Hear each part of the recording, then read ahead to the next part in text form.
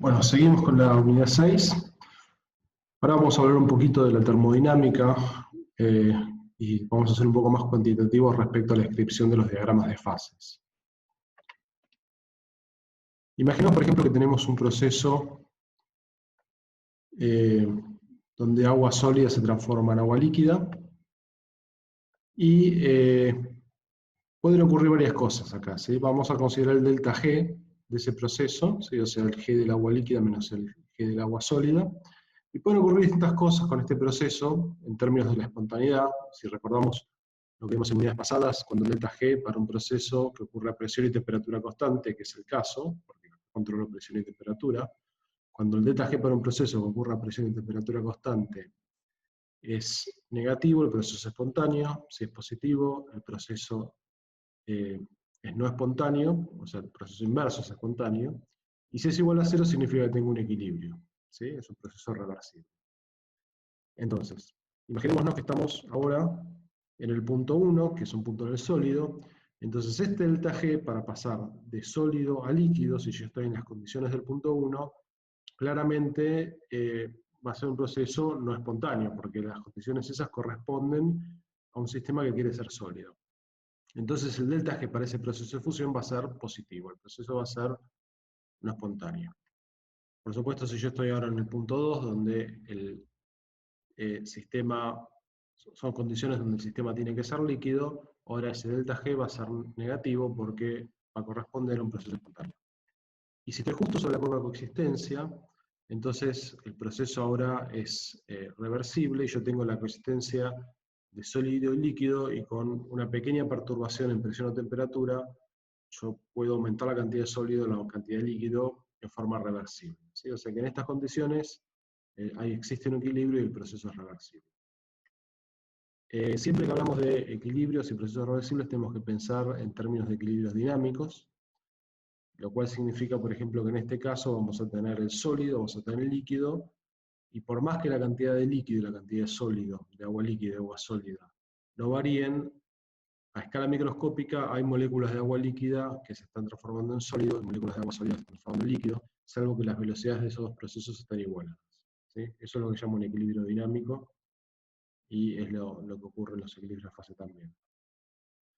Bueno, y una cosa útil de esta última ecuación, cuando el delta G es igual a 0, es decir, cuando estoy en el punto 3, es que puedo, por ejemplo, escribir el delta G en términos del delta H fusión y el delta C fusión, y despejar de esta ecuación la temperatura de fusión, ¿sí? O sea que puedo obtener la temperatura de fusión a partir del delta H fusión y el delta S fusión, que en principio son funciones también de presión y temperatura. Hay un cierto cuidado con eso. A veces se puede aproximar, eso lo vamos a ver un poco más adelante. Bueno, ahora les voy a comentar una ecuación que es muy importante porque es básicamente la ecuación que rige todas las curvas de coexistencia. No la voy a demostrar porque la demostración es un poco complicada con los conocimientos que tenemos ahora. La pueden buscar en algún libro, la podemos discutir en alguna clase de consulta. Y la ecuación se llama ecuación de Clapeyron, que dice lo siguiente: dice que la derivada de la presión respecto a la temperatura en la curva de coexistencia, ¿sí? Básicamente, cuando yo me muevo por estas curvas, ¿cuál es la derivada de la presión respecto a la temperatura? Es igual al cambio de entropía de la transición de fase involucrada dividido el cambio de volumen de la transición de fase involucrada. Por ejemplo, si yo me estoy moviendo sobre esta curva, el cambio de entropía podría ser el cambio de entropía para pasar de sólido a líquido, y el cambio de volumen es el cambio de volumen para pasar de sólido a líquido, ¿sí? O sea, sería el delta de entropía sería la entropía del sólido menos la entropía del líquido, y el delta de volumen sería el volumen del sólido menos el volumen del líquido, ¿sí? Fíjese que acá no importa si yo tomo la fusión o la solidificación, el proceso inverso, porque eso simplemente significa cambiar el signo del delta S y del delta V al mismo tiempo, y por lo tanto el signo de este término no cambia, ¿sí? La otra cosa que es importante notar es que esto que está acá, esta derivada, no es otra cosa que la pendiente, porque acá estoy graficando presión y temperatura. O sea, esto es básicamente la presión es Y, la temperatura es X, y esta derivada es la derivada de Y respecto de X, es la pendiente de esta recta o la pendiente de esta curva en algún punto, ¿sí? Y una cosita más es que tanto la entropía como el volumen lo podemos dividir por el número de moles y dejar esto expresado en términos de entropía molar y volumen molar, ¿sí? Acá de vuelta el sombrerito significa que está dividido por el número de moles. Son cantidades intensivas ahora. Bueno, vamos a ver una aplicación de esto para fijar ideas, para qué puede llegar a ser útil esta ecuación.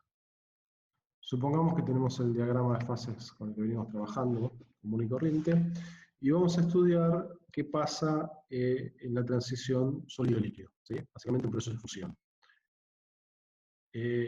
Lo primero que tenemos que ver es que la entropía del sólido siempre va a ser menor que la entropía del líquido, esto ya lo sabemos, el sólido está realmente más ordenado que el líquido, por lo tanto, siempre que hablamos de fusión va a ser líquido menos sólido, ¿sí? Lo pueden pensar como que este es el producto y este es el reactivo, de alguna forma la fusión es el proceso de ir de sólido a líquido. Por lo tanto, si la entropía del sólido es menor que la entropía del líquido, el cambio de entropía de fusión tiene que ser positivo, ¿sí? Ahora bien, si el cambio de fusión es positivo y viene en esta recta que está acá, tiene una pendiente positiva, ¿correcto? O sea que esta derivada, que yo les había dicho que se relaciona con esta pendiente, es positiva. Entonces, si este es positivo y el delta S de fusión es positiva, el delta B de fusión tiene que ser positivo también, ¿sí? Y por lo tanto, si el delta B de fusión es positiva, el volumen molar del líquido tiene que ser mayor que el volumen molar del sólido. El líquido ocupa más lugar que el sólido, ¿sí? Lo cual en principio parece razonable, pero vamos a ver que hay sustancias que no se comportan así.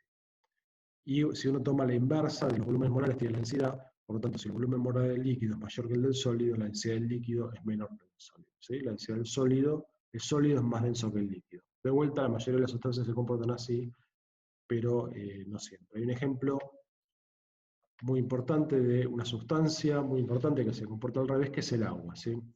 Fíjense que inmediatamente cuando vemos el diagrama de fases del agua, observamos que esta recta ahora no tiene pendiente positiva, sino tiene pendiente negativa. Entonces, ¿eso qué significa? Significa que esta derivada en esta recta, acá tenemos el sólido y acá tenemos el líquido, esta derivada es negativa. Sin embargo, el cambio de entropía de fusión sigue siendo positivo, por lo tanto, si este es negativo y este es positivo, el delta B de fusión no queda otra que sea negativa. Entonces, si el delta B de fusión es negativo, pasa al revés que la mayoría de las sustancias. El volumen molar del sólido es mayor que el líquido, o sea que el sólido ocupa más volumen que el líquido, y la densidad del líquido es mayor que el sólido, ¿sí? O sea que el agua es una sustancia completamente atípica en este sentido. Eso tiene un montón de consecuencias importantes, por ejemplo los icebergs, ¿sí? Los icebergs, ustedes saben que flotan, y el motivo por el que flotan es directamente ese, de que el hielo tiene una densidad menor que la del agua, ¿sí? También esto tiene implicancias para todo lo que tenga que ser vida en lagos, porque cuando se congela el lago, el hielo flota y entonces el fondo del lago queda sin congelar y entonces puede permanecer, puede seguir habiendo vida en el fondo del lago. Y el motivo por el cual el agua se comporta de forma tan atípica es por la estructura del enlace hidrógeno que tiene. Ustedes saben que el agua puede formar enlaces hidrógeno, ¿sí? Y puede formar una red de enlaces hidrógeno porque cada molécula de agua tiene dos hidrógenos que pueden actuar como dadores de hidrógeno. Entonces eso permite formar redes tridimensionales.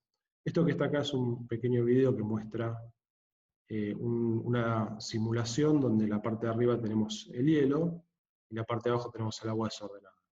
Y lo que ocurre es que el hielo, al estar tan ordenado con estos enlaces de hidrógeno, termina ocupando un mayor volumen por mol que el agua líquida.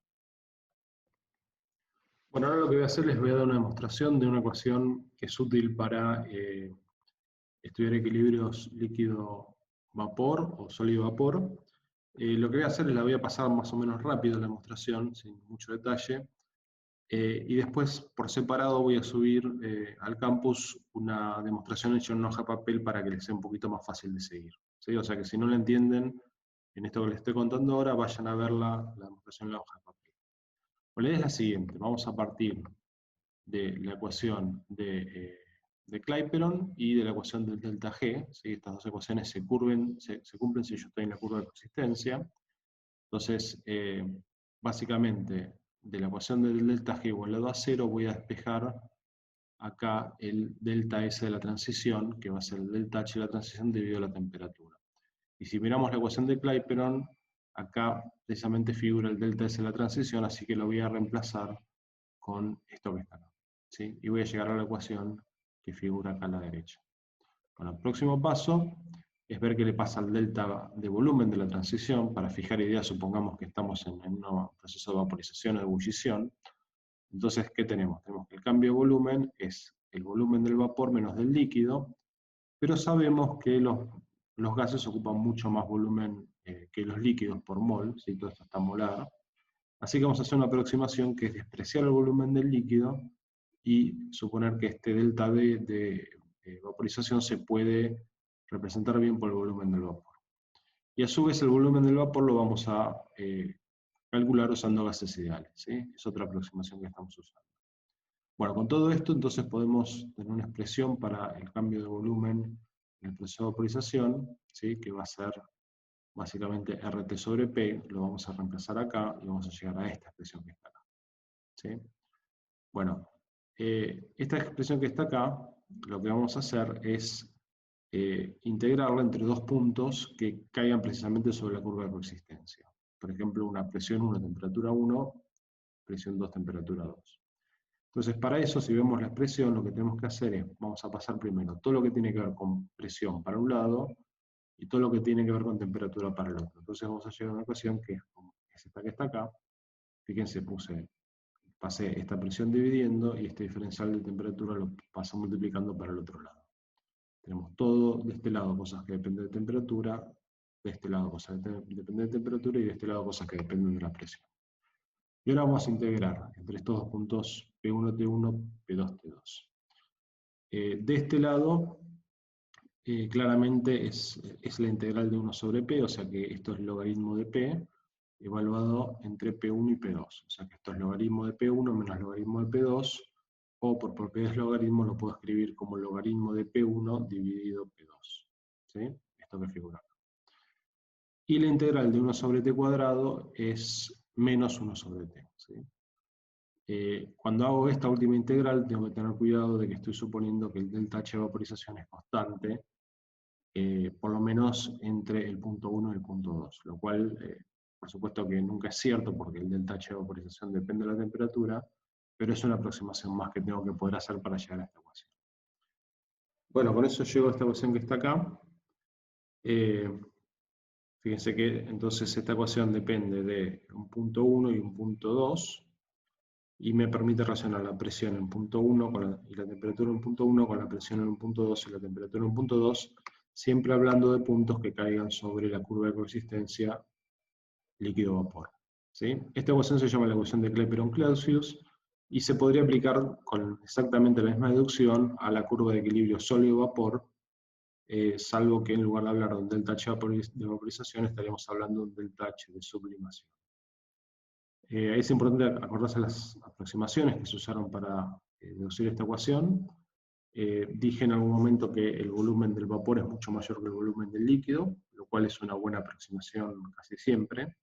Usé gases ideales para aproximar el volumen del vapor, lo cual también generalmente es una buena aproximación.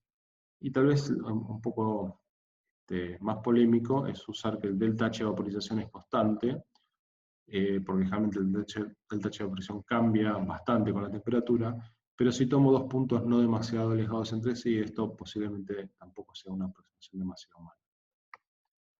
Bueno, y acá les puse básicamente un resumen de todas las ecuaciones importantes que vimos en esta primera parte de la unidad 6. La primera es la ecuación del delta G, y acá lo importante es acordarse que si estoy en la curva de equilibrio, el delta G vale 0, para el delta G la transición de fase, por supuesto. Si estoy en una de las fases, va a valer negativo o positivo, dependiendo si es, por ejemplo, si pongo el delta G solidificación, y estoy en un punto acá en la fase sólida, va a ser negativo porque solidificar, transformar líquido en sólido, si estoy en un punto donde la fase sólida es la estable, eso va a ser favorable termodinámicamente. Por otro lado, ese mismo delta G, si estoy en el líquido, va a ser positivo. ¿Está bien? O sea que esto se puede usar, esta ecuación se puede usar como siempre para ver la espontaneidad. Bueno, vimos la regla de las fases que nos dice cuántos grados de libertad tengo en cada uno de los puntos de este diagrama. Si estoy de vuelta, por ejemplo, en una fase sólida, tengo 2 puntos de libertad, me puedo mover en presión y temperatura, pero si estoy en alguna de las curvas solamente tengo 1 grado de libertad, ¿sí? Porque si yo fijo la temperatura, la presión queda fija inmediatamente. Es como decir que acá me puedo mover en 2 dimensiones y acá me puedo mover solo en una. Y si estoy en un punto, por ejemplo el punto triple, el punto crítico, no tengo grados de libertad, es decir, no, estoy básicamente fijo en el diagrama. Vimos la ecuación de Clapeyron, que relaciona esta derivada de presión respecto a la temperatura sobre estas curvas, que no es otra cosa que la pendiente de estas curvas, con el cambio de entropía y el cambio de volumen cuando paso de una fase a la otra, ¿sí? O sea que acá delta S y delta B de la transición serían, por ejemplo, si estoy acá, sería el delta S o delta B de solidificación o de fusión. Y finalmente vimos que esta ecuación, combinada con la ecuación del delta G, y algunas aproximaciones me dan lugar a la ecuación de Clapeyron-Clausius, que básicamente es una expresión derivada de la ecuación de Clapeyron, pero que es especialmente útil para las curvas líquido-vapor y sólido-vapor, ¿sí? Porque fíjense que esto es básicamente, esto solamente mi información sobre pendiente, acá esta es una ecuación integrada, por eso digo que es bastante más útil. Bueno, y con eso concluiríamos la primera parte de la unidad 6.